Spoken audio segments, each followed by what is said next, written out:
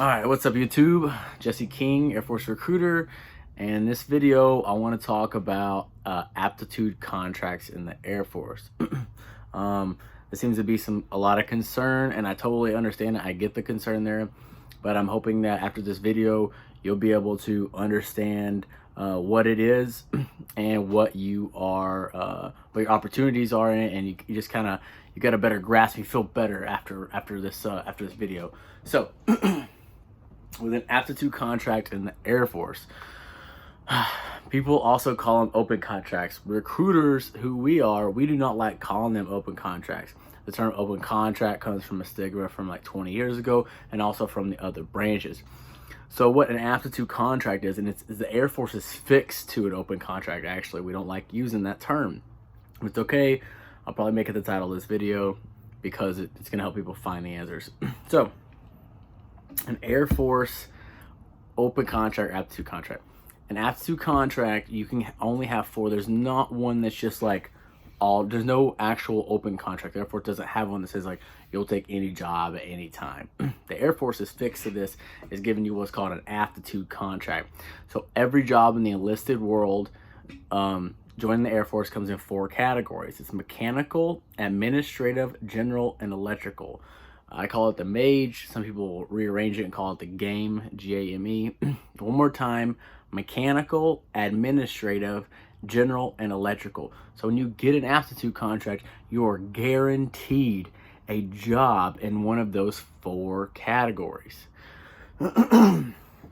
Excuse me again. So you're guaranteed a job in one of those 4 categories. And what happens is you go to basic training and you select your job. Now we as recruiters are told to tell you there's over an 80% chance you will get your top 3 jobs. That's a fact, actually. There's an 80% chance you're going to get your top 3. But what we should be telling you as good recruiters, and this is it. This is you're getting some info from me right here that probably not a lot of recruiters are going to tell you. This is the truth.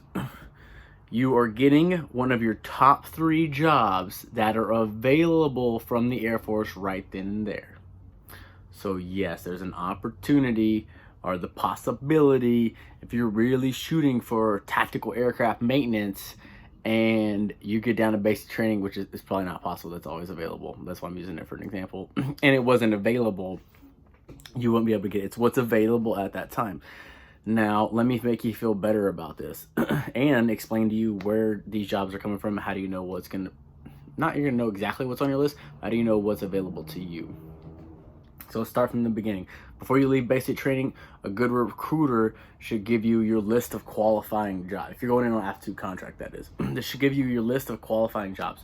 So if you're going in on a mechanical job, electrical job, administrative, general, aptitude contract, he should print you out a list of everything you're qualified for, and this list comes from your profile in a recruiter's computer, and it has every single job you qualify for based off your ASVAB scores and based off of your physical scores at MEPS. So whenever I have got kids going in under aptitude contracts, let's say they're going to go mechanical aptitude, which is the most common.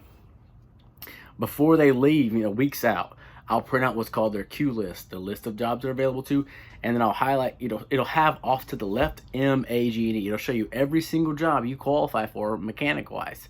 And that way they can have an idea before they go to basic training of what they're going to put on their list and be prepared for, do the research, etc. Me as a recruiter, I don't know every single thing about every single job, but the information is out there just like I'm providing you information now. So you should have a list before you go down to basic training. You should know what type of job you're guaranteed. You're definitely going to know that in the contract. It's going to say mechanical, electrical, general, or administrative. And when you get down to basic training, you're going to have what's available at that time. So once again, I'm going to hopefully make you feel better about this process. So we cannot predict what is available at that time as recruiters, nor can the person who's like doing the jobs counseling at basic training predict what's going to be available. But I'm going to tell you almost every job is readily available, whether it's just 1 or 2 for the month or 20 for the month or for the 2-week window or whatever it is. And where these jobs come from is whenever people at higher levels say, hey, this mission's starting up, I'm gonna need 20 more of these new people, but they want them now. When they say, hey, we're projecting for next year's numbers or next quarter's numbers, that's when the recruiter gets those jobs. But when they're like, we need them right now, that's when the jobs are getting filled at basic training, which is fairly often. People very much often during their Air Force career are, get injured and get out, or, in their contract, but even though they weren't, telling the Air Force they were in their contract is kind of a weird thing to say. Let's see, get in trouble and get kicked out, and there's multitudes of reasons why people leave the Air Force, and those are the slots the Air Force is trying to fill right away to help fill the manning numbers. So it's like right there on the spot. So that can happen for any job, and it happens for any job all the time, constantly. Additionally, the slots getting filled in basic training are the people who didn't make it while they were in basic training. They were slotted for a job already, or they were in their trade school and slotted for a job already. So those jobs need to be filled immediately, just like the others, and they are being filled by the people going down to basic training and listing in the aptitude contracts. So I have been very, very successful as a recruiter with aptitude contracts, and every category of contract I've gotten as far as aptitude stuff, I've been so successful and blessed. All of my applicants that have returned to me and talked to me afterward, they said thank you. They've gotten one of their top 3, and it's like I said, been very successful. That's all I can say. I'm not going to give you every single story, but I've been very successful. With that being said, I like to think of, this isn't how it works, but this is how I mentally think about it, is one of our core values in the Air Force is service before self. So if you're going down on an aptitude contract, not an open contract, an aptitude contract guaranteeing you a category, but you're not having the specific job, you are putting the service before self. You're already incorporating one of our core values of the Air Force into your career right away. And honestly, the fact that I've been so successful as a recruiter, I've put in well over 100 people in the past 2 years.